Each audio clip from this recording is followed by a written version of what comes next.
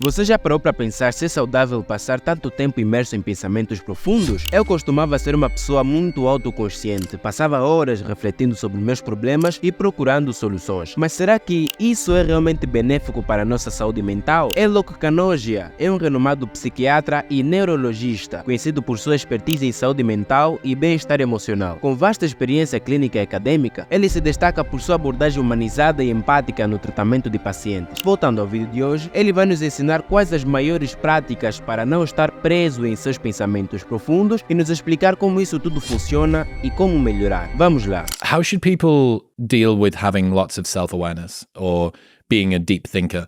I heard a guy asked Peterson this question: the depth of my consciousness causes me to suffer. Is it a blessing or a curse to feel everything so very deeply? I thought it was a really great question. What's your opinion on that, and how can people with high self-awareness deal with it? So it's funny because, there's someone once told me that, I think my problem is that I have too much self-awareness.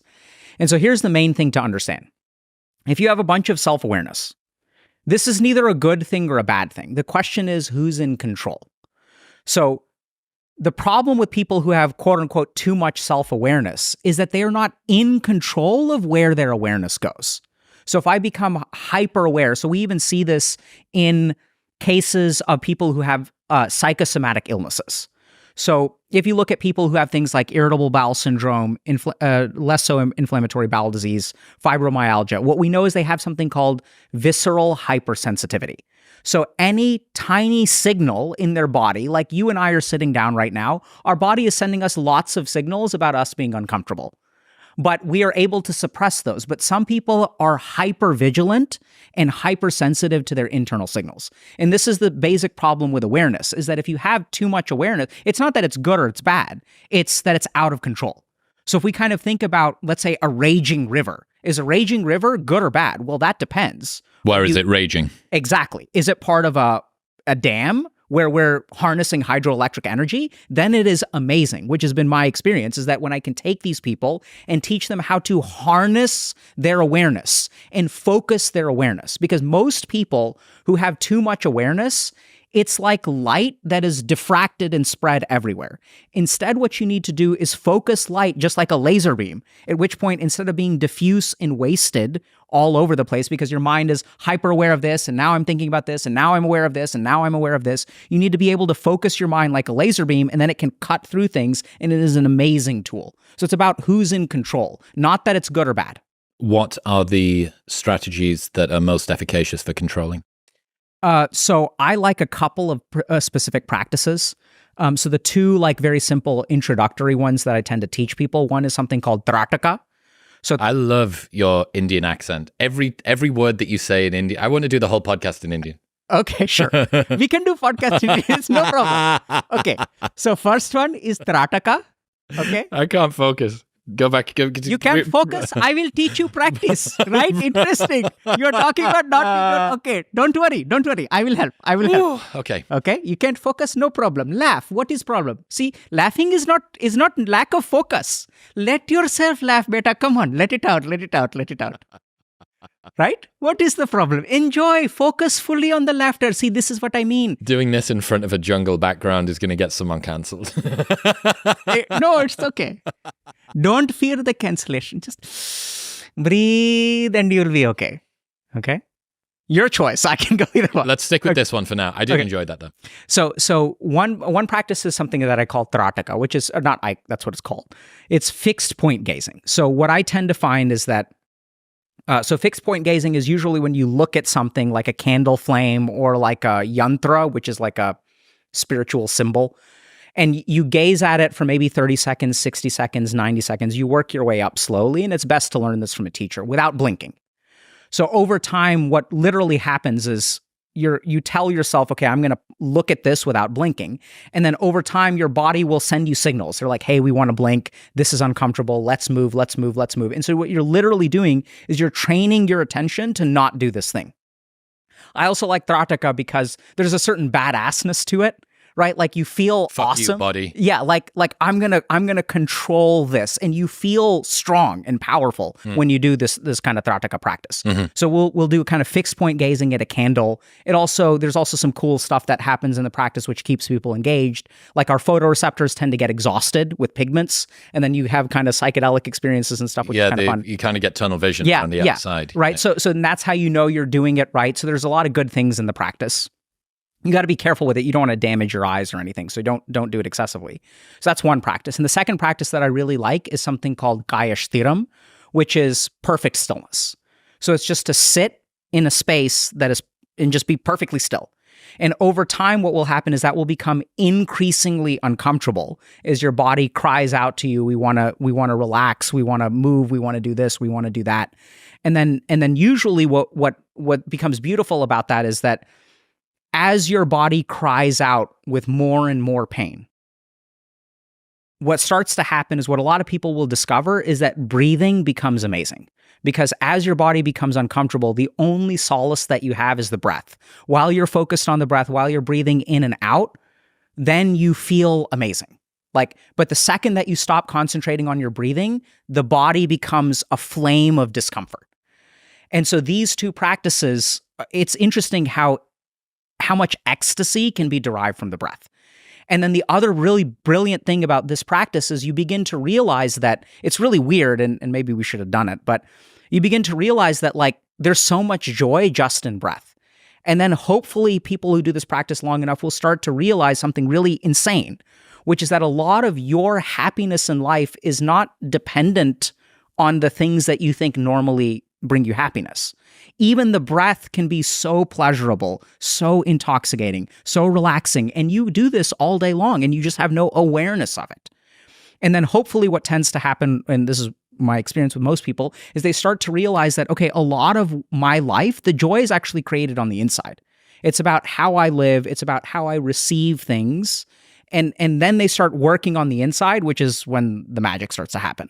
How long should people look to do the stare at the candle, sit still for a introductory session? Yeah, so I would say for something like Trataka, it's best to learn from a teacher, and many yoga and meditation schools will teach this stuff. But for Trataka, I would say go to the point of discomfort, but not to the point of pain. There are some medical contraindications, so you need to talk to your doctor about it if you've got things like glaucoma or other pressure related problems in the eyes. But generally speaking, I'd say you can start with 30 to 60 seconds and gradually work your way up to 2 minutes, 3 minutes, 4 minutes. And then that's usually enough. And then there's the cool thing is with Trataka, there's a different practice that you can do called Antar Trataka, which is kind of the next phase. So, and this is where you kind of said you get the tunnel vision. So the cool thing that happens in the eyes is once you exhaust your photoreceptors and your pigments in your eyes, if you close your eyes, you will see the after image in negative. So then what you can do is, without risking any problems in your eyes, you can close your eyes and you'll actually see a blue candle flame if you're gazing at a candle. And it's the opposite, and that's just how our eyes work. And then you can continue to do the Trataka in your mind, looking in your mind at the negative image of the candle flame. And then you can do that practice for 15, 20 minutes. Is this when you got your inspiration for the make people stare at a wall for 30 minutes exercise? No, actually. So that's a different practice. But the make people stare at a wall, which has been a revolutionary practice in our community, the joy of that practice is, see, we're so distracted from ourselves. And so many people come to me and they're like, I don't know what I want to do. Right? So someone doesn't know, they're like, should I major in this or should I major in this? Should I break up? Should I not break up? Should I change jobs? Should I stay jobs? Should I pursue my passion? How do I find my dharma or my duty? No one knows what to do in life. And so as we become clueless about what to do, we turn to the outside world. And then we look at influencers. And then influencers say, you should do this, and you should do this, and you should do this. And then before we had influencers, we had the original influencer, which is our parents. And our parents say, Alok, become doctor. You're going to be a good doctor, right? Those are the original influencers. And they give us this set of conditions that we have to fulfill. And so the main thing that's happened is, if you literally look at our attention is always outside of us now. because I want to be efficient, right? So what am I going to do? I took a shower this morning. I put on this great podcast called Modern Wisdom. It's by Chris Williamson. I love it. And like, I'm going to put on this episode because then when I'm in the shower, when I'm taking a shit, can I use language? Yeah. Okay. When I'm taking a shit, when I'm shaving, like I'm going to be learning during those moments. Yep. And then this was something that I did during med school where I was like constantly like input. Overclock. Yeah. And so we don't spend time with ourselves. And when we don't spend time with ourselves, we lose sight of our internal compass. And no wonder we have no idea what to do because we're listening to all these different people. And then this person says this one day, this person says this the next day. And then like, so I keep changing my mind. Programmed schizophrenia. Sort of. Yeah. And so the staring at a wall practice is sit at a wall and we're just going to look at a wall for an hour. And then at the beginning, you'll be bored, but then you have all of this crap that has piled up inside you, all these samskars that are dormant, all these negative experiences of hurt that the second you felt hurt, you flipped open your phone to distract yourself for the pain. And then that pain sunk into you and lived in your subconscious. So what we're going to do is just stare at a wall and just let whatever is there come up. What are some of the strangest trip reports that you've heard from your community about? I mean, it's wild. So like even someone in our one of our employees did the practice and he was kind of describing what happened. And like people will have people start crying. They'll like feel all these things that they've never felt before. Usually the first 5 to 15 minutes are like complete boredom. People with ADHD will struggle to pay attention. Their mind will bounce all over the place. And then some of them will actually like end up having a very like calm and rested mind after it bounces around for all over the place. But I think some people, the lucky, I'd say maybe 10 to 25% will really like learn something or get some kind of emotional catharsis. I think a larger number of people start to realize they do not need to fear being with themselves. And that's really powerful. You don't need something else to entertain you. You can take a flight to Europe that is 8 hours. You don't need a book. You don't need a phone. You don't need anything. You can sit and, oh my God, it's like so terrifying, right? And so it's amazing what you can learn if you sit with yourself.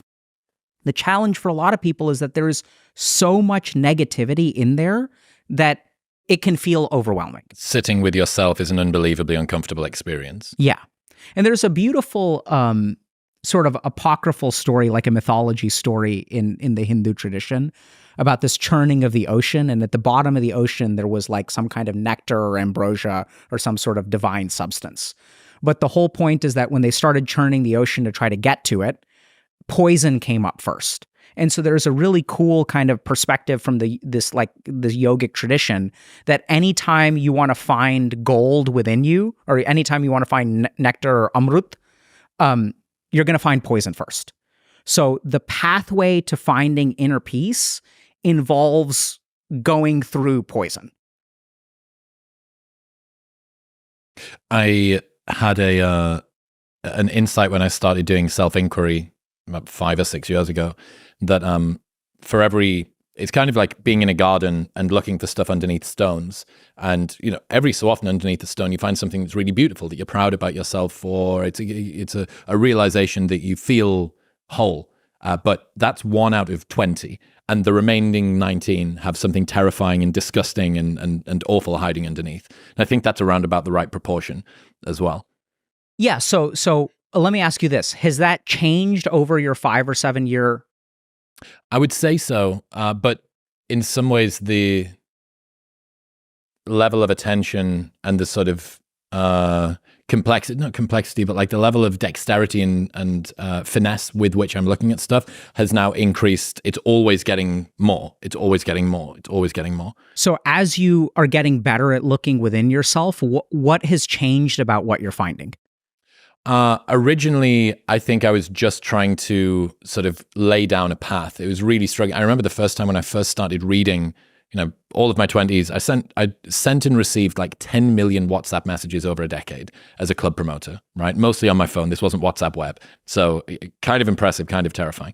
And then I remember when before I even started meditating, I just wanted to read and I'd look at a book. And as I was sat down, my body would like twitch and move. Presumably because it was trying to down-regulate to this much lower level of stimuli. There was no bings, bongs, no banners coming down, no nothing. It was a piece of paper. So the first 500 sessions of meditation that I did were, I think, just like learning to be able to have a slightly still mind and a slightly still body. Then the next 500 were probably a little bit more about noticing thoughts when they arise. And the next stage where I'm trying to get to now is, where are these coming from?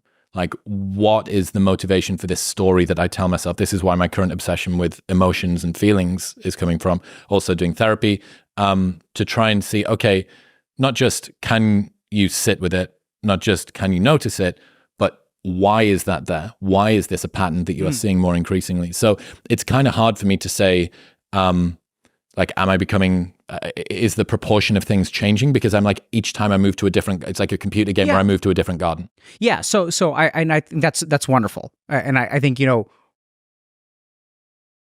being obsessed about emotions is, I'm sure, not the first obsession you've had. No, true. Right? Very true. So one day you're going to have to ask yourself, where does the obsession of things come from? Right. The meta question.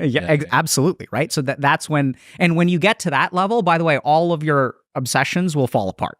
So that's the good thing. So I think, so for a lot of people, and this is, I think, what we see in therapy, right, is that the negativity comes first and then the positivity comes afterward. And so for a lot of people who, and this is what's so hard about internal work, is that, see, the reason that there's so much crap underneath the rocks is because our garden has been untended for such a long time. And so the negativity piles up. And I realized this actually very interestingly. I was working with someone who was an immigrant and was from an Aboriginal kind of tribe. And I realized that in their life, in the normal human's life, we had so much time for emotional processing. We're going to go out as hunter-gatherers. We're going to hunt, right? What is there to talk about? You can talk a little bit, but then for hours, you're with yourself. And that's how our brains evolved. Our brains evolved with a minimum of external stimulation, which means the default mode of where our attention goes, like so much of it, 8 hours of the day, was internal. We used to do all these rote tasks like churning butter. And like churning butter, like, what do you think about when you churn butter? Like our brain defaults to so much time for emotional processing. And now what started to happen is we lose that time, this negativity piles up. Then as you start to look within yourself, there's a bunch of negativity, which is why we need therapists, because most people can't handle that on their own, right? We're not trained to do that. And so over time, though, I think you're going to find a lot of positivity. And you'll find that negativity, unless you continue to feed it, it will start to dissolve. Se você chegou até aqui, se inscreva no canal e não se esqueça de comentar sobre quais os maiores insights que você tirou no vídeo de hoje. Muito obrigado.